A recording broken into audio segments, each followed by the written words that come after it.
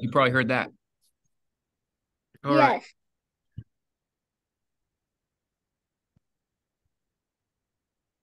All right, everybody. Uh, It's good to see you. I think we're all on. We're back to our Draw Near to God Bible class where we're going to draw pictures in a way of taking notes. Now, some of you guys are good at writing out words and things like that. So if you want to write out your words, you can. But I know that some of you are younger and the pictures and the symbols are good enough. I don't have any notes with me today of my own personal notes, but I'm still, when I'm teaching Bible classes to the adults, I'm still drawing pictures on my notes there, or even some of my sermons. I have a couple pictures that I draw. So that's all well and good. So I don't know if you can remember what we were talking about last time. Can anyone remember yes. what was it? It was about Millie. Yes, Mary. And Mary believed And a what baby. was telling her, and she was getting a baby, and she met Yes. her cousin Elizabeth. I think Elizabeth is her cousin, and she met her. And at the very end, we had this thing. This it's kind of like a poem. It's kind of like a psalm that Mary prayed and said about God, and it's a really pretty passage.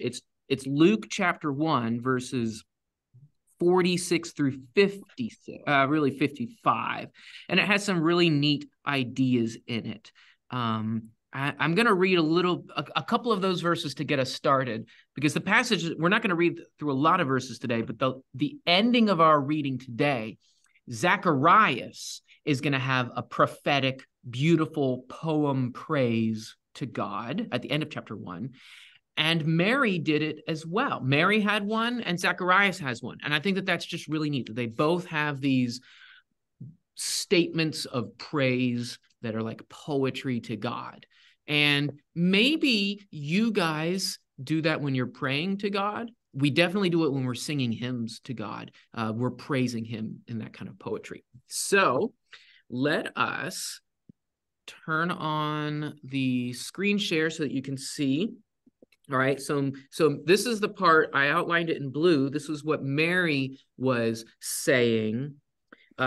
She said things like that God's mercy is unto the generations and generations on them that fear him, that he is helpful, he gives them strength, and he has exalted those of low degree. Mary was a little person, but God exalted her, and he's filled the hungry with good things, and he has helped Israel, his servant, that he might remember mercy as he spoke to their fathers and as he spoke unto Abraham and his seed forever. And so Mary is saying right here, God is remembering me, not me, Mr. Dan. God is remembering Mary. He's remembering her, and he's lifting her up, and he's making things good for her, and he's filling her up. Did he really fill her up with food? She mentioned food. Is that the point of what God filled her up with? No. No. How did he help Mary to? I had a baby. She's going to have a baby, and it's not just any baby. Who's she going to have? Jesus. Jesus. Jesus. So this is going to make her a pretty special mother, a really special lady, and I think that that's just really neat. Okay, so the story's gonna leave Mary for a little bit because she's pregnant, but you got to wait 9 months for the baby to come, and something's going to happen before the baby comes. So we're going to go back to the story of Elizabeth and Zechariah, and she is pregnant with little baby John. Okay. And so we're going to start here. All right, let me move this down so I can see it. There we go. Now, Elizabeth's time was fulfilled that she should be delivered, and she brought forth a son. All right, so let's just go ahead and draw her because she's so happy, and she's got this big smile, and I'm going to draw her lipstick. She does have a little bit of, remember, she's not a young lady, so I'm going to give her a little bit of the tired eyes, but she's just so happy. She's saying she's got a happy arm, and she has little baby John, and I give him the baby hair, right? And she's got her arm holding him. There's the baby. And she is just ecstatic. So I'm going to give her, like, I don't know if she'd feel like dancing right after having a baby, but I'm showing her happy by giving her dancing legs. And I've been drawing her in orange. So I'm going to color her dress in orange so we know that we're talking about Elizabeth.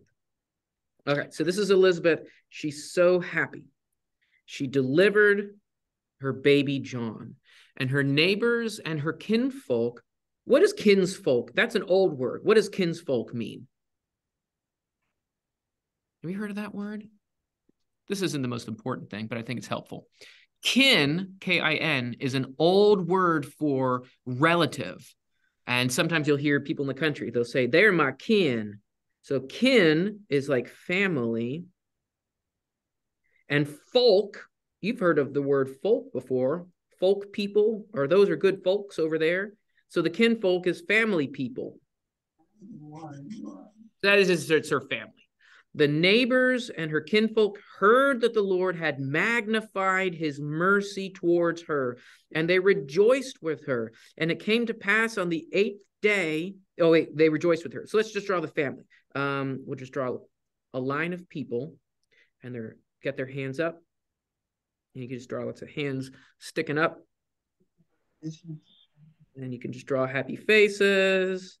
And you can make them men and women if you want. And I'm just going to draw them like they're all standing together, and there's all their legs. So they are all happy, and they are they are rejoicing. Because what had God done? I'm going to put this with yellow.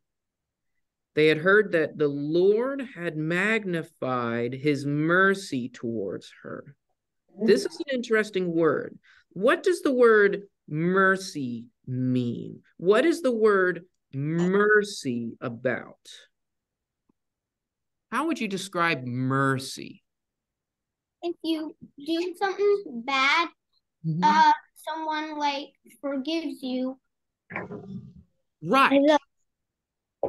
Right. So that's connected with mercy. That's the way that we usually think about mercy. Here's a funny thing. The Lord magnified his mercy towards Elizabeth in giving her a son. Had Elizabeth been bad? No. No. So this is another idea that's connected to mercy. And this is an idea that's even complicated sometimes for adults to think about. But the idea is that I don't think she was bad, but I think she felt down and low and sad because she didn't have a child. And God was merciful and gave her a child. So mercy has some other things connected to it too. I just think that that's really curious here. So I don't think it's because she was bad and now she's good. I think it's she was low and hurting and sad, and God showed mercy on her. I think that that's really special. And that's why everyone's celebrating. This child is an expression of God's mercy and joy. So I'm even going to draw an arrow, although you can hardly see it. So let me I'll outline this arrow. It's the baby is mercy as well. And so that's pretty cool. And they rejoiced with her. That's them rejoicing. And it came to pass on the 8th day that they came to circumcise the child, and they would have called him, well, you can't even read it. There we go. And they would have called him Zechariah after his father. And his mother said, not so, but he shall be called John. And they said unto her, there is none of thy kindred that is called by this name. And they made signs to the father what he would have him called. And we'll get to the father in just a second. So here's all the family. 1, 2, 3. So there's all the family. And what do they want to call the baby boy? They want to Zacharias, almost like Zacharias Jr. Zacharias. And if you have a hard time spelling the name Zacharias, and all of us do have a hard time spelling the name Zacharias, you can just draw the letter Z in a talk bubble. So they say, oh, let's name him the letter Z. And what does she say? No. No. It's going to be the letter J for John. Now I have her like angry eyes. I don't think she was actually angry, but you know what I mean, right? He's going to be called John. And this is kind of interesting. Was anybody in her family named John? No. No. And that in their culture, it would be very weird to name someone in your family that wasn't a family name.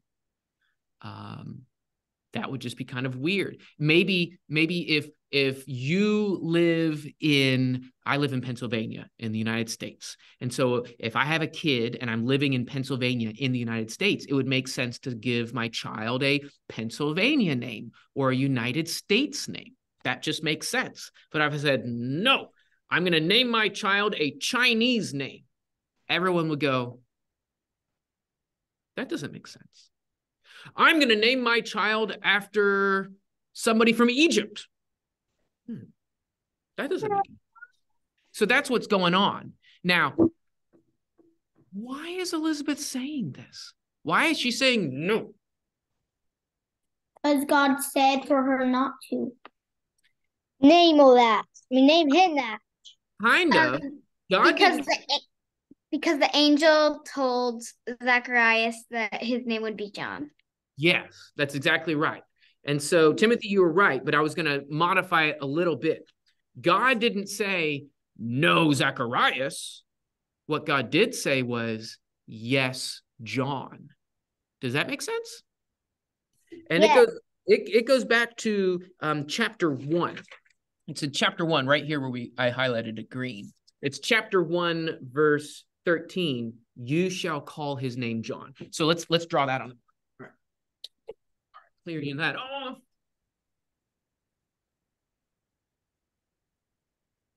All right, so now I got to draw an angel. And what's my rule about angels? I don't really think they have wings, but we're going to draw wings, right? So here's the angel. Oh, he looks angry.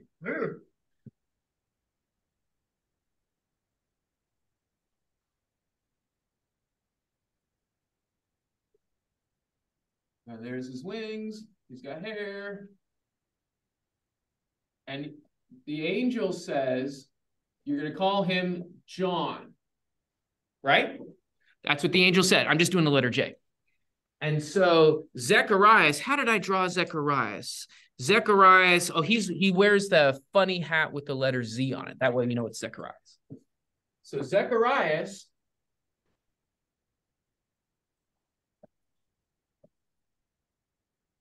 there's Zechariah, and he's hearing that he's supposed to be named John, right? What happened to Zechariah? What happened to Zechariah? Because he listened to the angel. Did he believe the angel? Yes. No. No, not at first. He didn't believe him at first. He said, what? I'm going to give him a striped outfit. He didn't believe him at first. And so what happened to Zechariah as a little bit of a punishment and a miracle proof? Mute. He became mute. So Zechariah will go,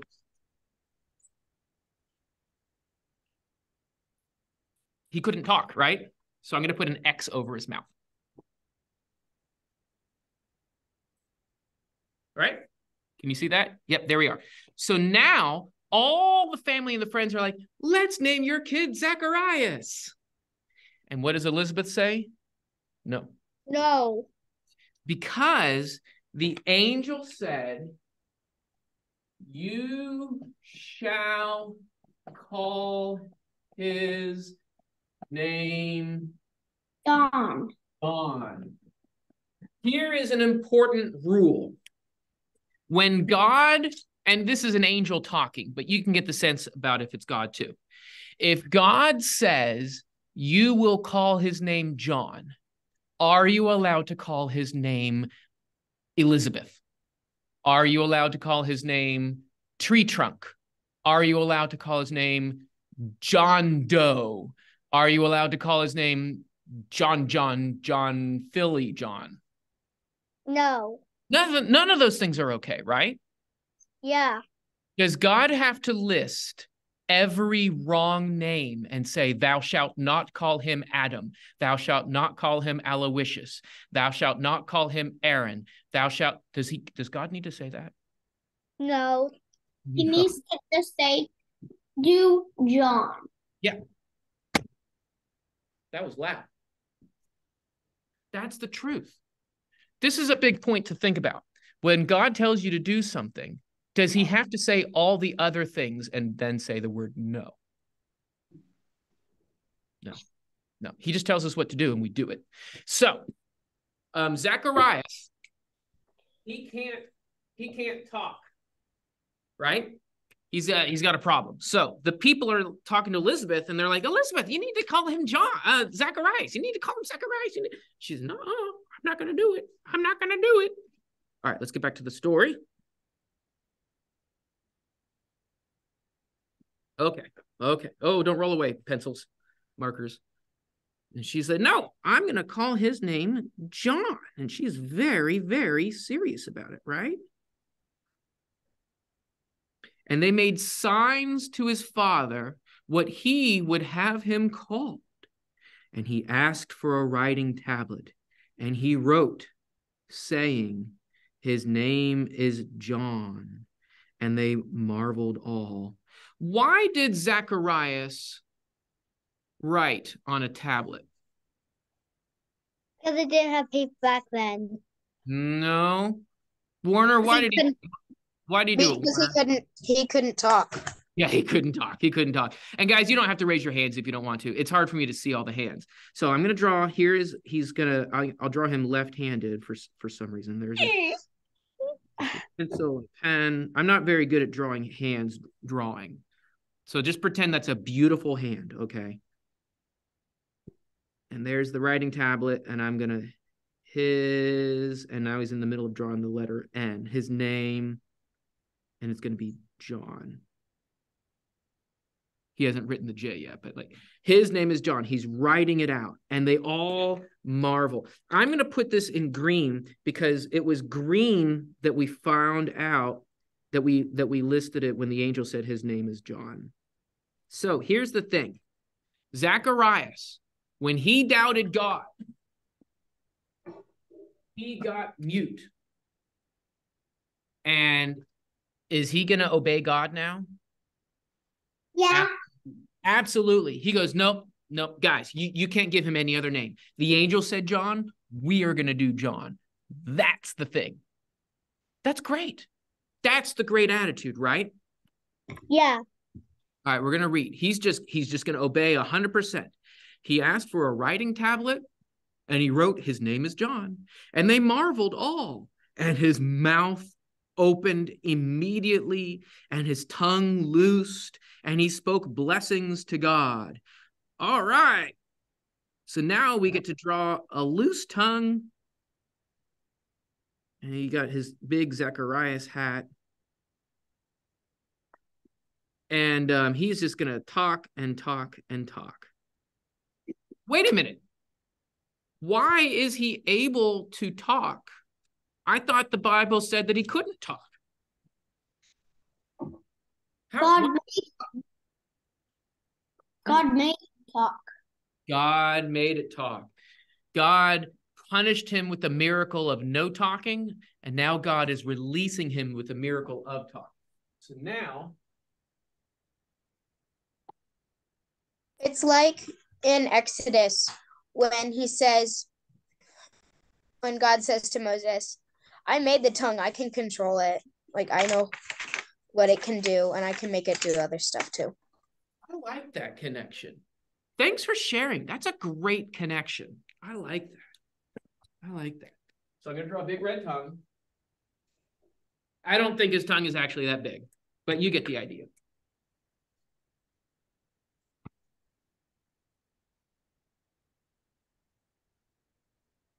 So there he is. And now he can talk. When did God let him be able to talk?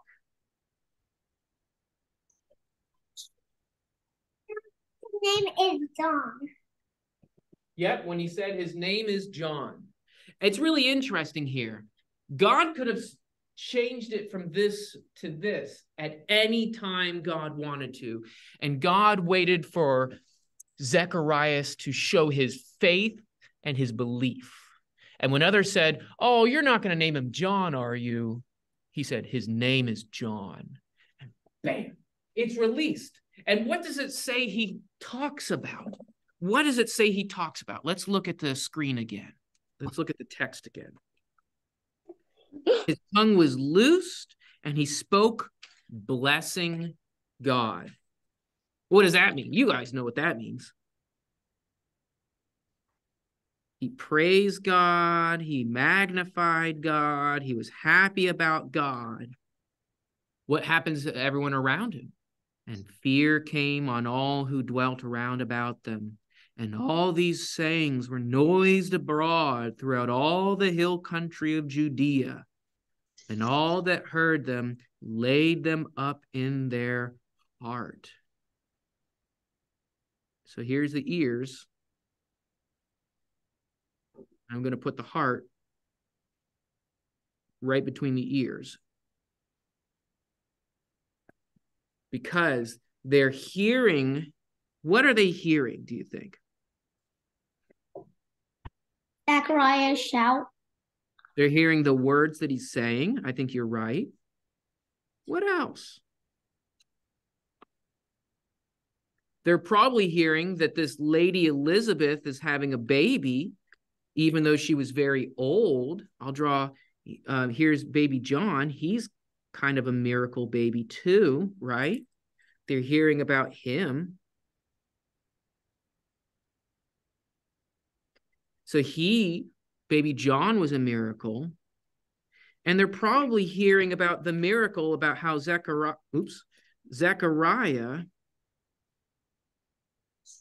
he used to be mouth shut.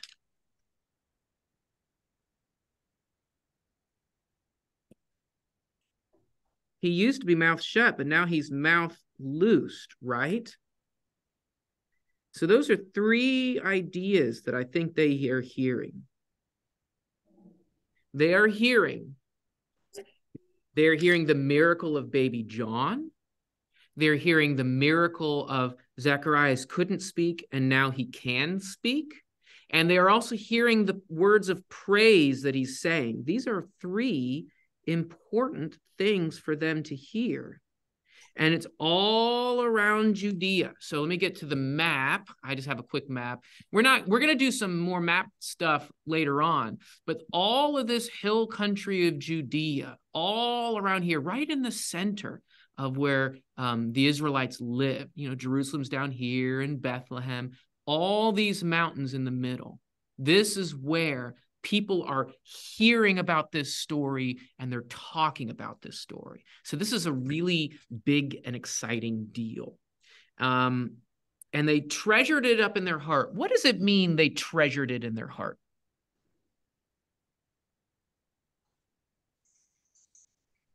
Warner, what do you think?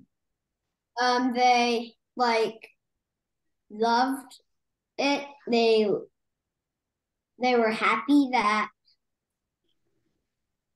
Mary gave birth and that his name was John, and they were happy that Zechariah. They're happy about all that stuff.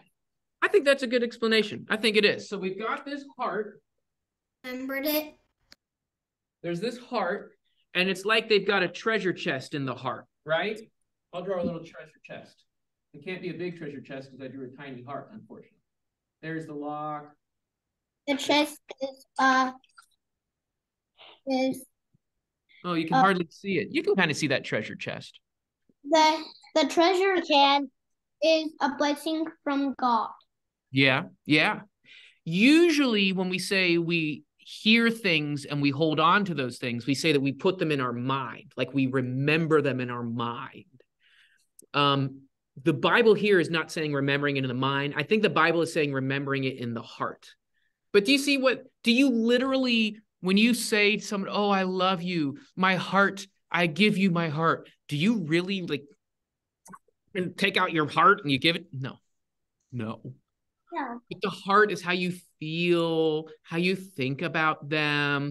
It's kind of like your mind a little bit. When you're in love with someone, you love them with your heart, and your heart is your mind. I think they're treasuring these ideas in the treasury of their heart, and that they love them. I think you guys are right. So they're thinking about these miracles and these ideas from God, and they're a big deal to them. They treasured them in their hearts, saying, "What then shall this child be? For the hand of the Lord was with him." So here, let's draw a person wondering. And they've got the finger, like, oh, what is it? I wonder what kind of kid this is going to be. And they're just sitting there thinking, Oh, it makes him look angry. I don't want him to be angry. He's supposed to be thinking.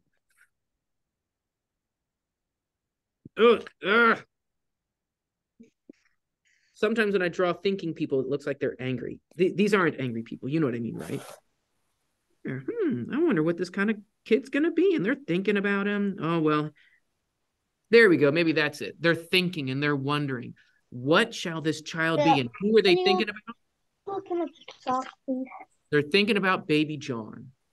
And now we're going to get to this last section. Do you remember over here, everything that Mary said, I kind of outlined in blue because it was this beautiful praise about God from her heart. Now we're going to get this longer bit from 67 all the way down to verse 79 of Zechariah is going to do the same kind of thing. And so on the board, we're going to start listing, after we read through it, we're going to list the different ideas that Zechariah is going to say in praise of God. In praise of God. Let me check something out. It's kind of hard to see the board. I wonder if I turn off. Can you see it better? You guys like that better, or is that not as good? Yeah? Let's try that. I don't know. It's kind of weird lighting in here. I need to get better light. But I'm not a movie producer. I don't know if you know that. All right, let's read about Zechariah's words. And Zacharias and his father Zacharias was filled with the Holy Ghost and prophesied. Oh, this is going to be great. He's going to prophesy, saying, "Blessed be the Lord, the God of Israel, for he has visited and wrought redemption for his people." Wrought is an old-fashioned word for done or worked or made. God has visited and made redemption for his people. Redemption means buying back. God has done something to buy his people back to him.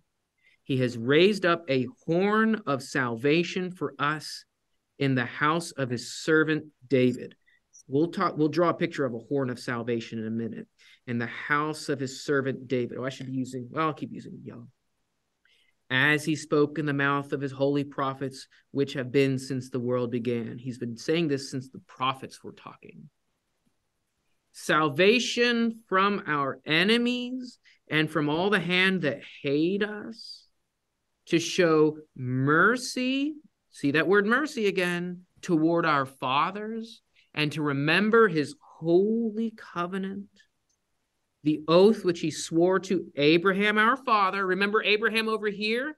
Mary talked about Abraham, and now Zacharias is also talking about Abraham. Abraham all the way over to Abraham. I guess we could draw an arrow.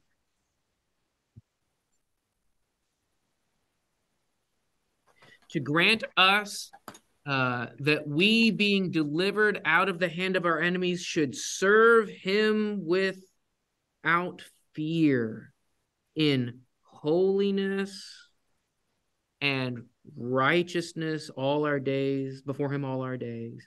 Yea, and thou, child, now he's talking to the child, he's talking to John. Thou, child, shalt be called the prophet of the Most High.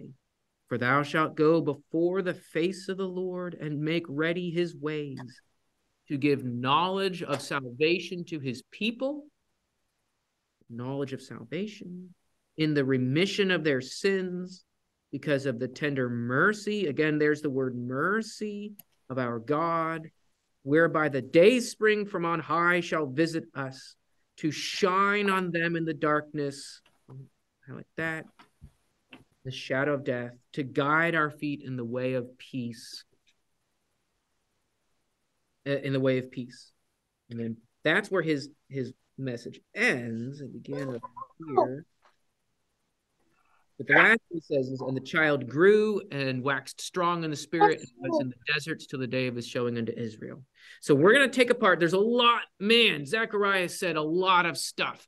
And I'll be honest with you, even if this was an adult class, I could probably spend a whole class on just what Zechariah says. So we're not even going to have a time to cover all of it.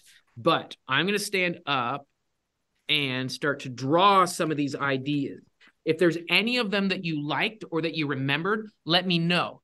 Was there anything that Zechariah said that you thought was interesting? Are there any words that you remember? I'll do some, but do you remember any?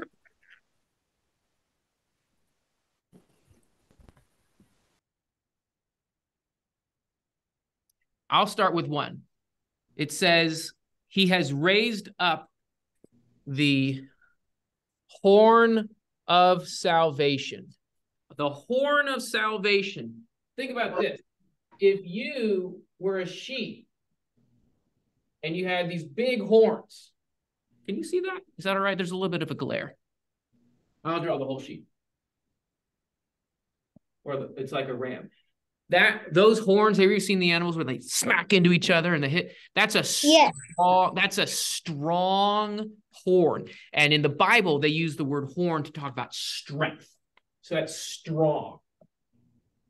So God's salvation, or to save, God has strong salvation, strong saving. And if you look in the Old Testament, there is lots and lots of horns of strength. It's in the house of his servant David. So there's a house. Whose house is it? God's. That's close, but it says here, God is helping. David. Yeah, house of his servant David. Well, who's David?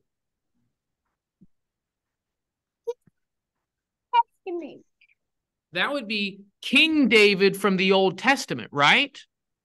King David. So let's put a crown on it.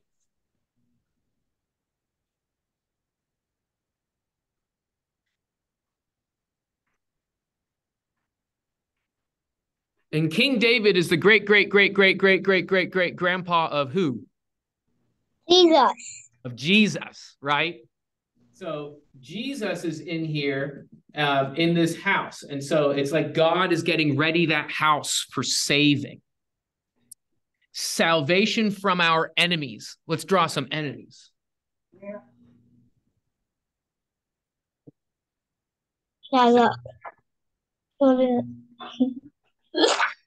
Just, you can even draw a sword if you want to.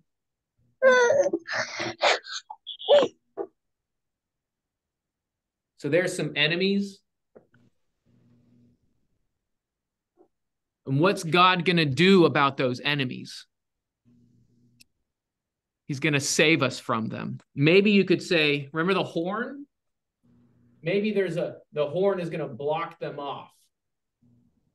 You can draw a little wall so that they can't bother us anymore.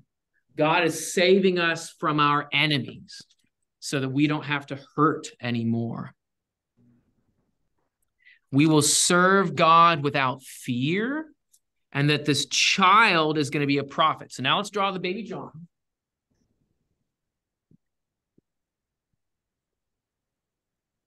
There he is. That's baby John, and he's in his swaddling clothes, right? He's just wrapped up in his blanket because he's baby John. What does Zechariah say about baby John? Zechariah says about baby John, you will be prophet of the Most High. Where does it say that? Prophet of the Most High. I don't know if you guys can read that. This little guy, this little baby. Have you ever seen a baby before? They're just like this big, this little guy. Yes. He's only 8 days old. He's like this tiny, tiny little guy. He's going to be a prophet of the Most High. Who is the Most High? God. God. This little guy. Well, how is that going to be? How can that little guy possibly be prophet of the Most High? Well, first he's got to Grow up to be a grown-up. Yep. And it says here that he grew and waxed strong. Waxed is another old-fashioned word for growing. He grew and he grew strong in the spirit. And he was in the, where was he? He was in the deserts until the day of his showing in Israel. And so you guys know about how there's the wilderness and the deserts. He's out in the wilderness. I'll have him waving. Here I am. I'm way out in the wilderness. Do you think that the mom and dad left him as a little kid baby out in the wilderness? No. No, that's not what happened. But do you guys know the story of John the Baptist, how he grows up and he's a kind of a wilderness man? No. Locusts and honey. Yeah, he's going to eat weird foods and he's going to be in the wilderness. So that's what it's talking about here. I'll draw a cloud so that we can see. Okay. Yeah, do you guys have any questions? That's what we're going to cover today. That we finished all the reading that we're going to do. Do you have any questions about what we talked about? I just wanted to say the deserts in Israel are actually more like like rocky and mountain terrain things, and it's like really hot. So that was just, it's different from sandy deserts. Okay. Well, then in that case, that's really helpful to know. Thank you for telling me. So I kind of drew it sandy. So now I'm going to draw rocks. I'll make it a rocky terrain and like a mountain terrain. Maybe that'll be better. Does that look better? Yes. Kind of dry. But I guess the point is that there's no like, there's not a lot of water. There's not a lot of plants. Is that the idea? But those cactuses. Apparently not in this kind of desert. In this kind of desert, there's not cactuses. There's going to be rocks and dry mountain. Yeah, thanks. That's really helpful. That's really helpful. I have 2 crayons. Okay, so right now, that's what we're going to read for our story time today. Elizabeth has her baby, and everyone says, we're going to name him Zechariah. And mom and dad said, absolutely not. We are going to obey what God said. God said John, we're going to name him John. And when they named him John, he can talk again. And when they obeyed God, they got exactly what they needed and wanted. All right, well, I'm going to sign off. It's been really fun. I'm going to stop the recording. And I've had a really good time with you guys.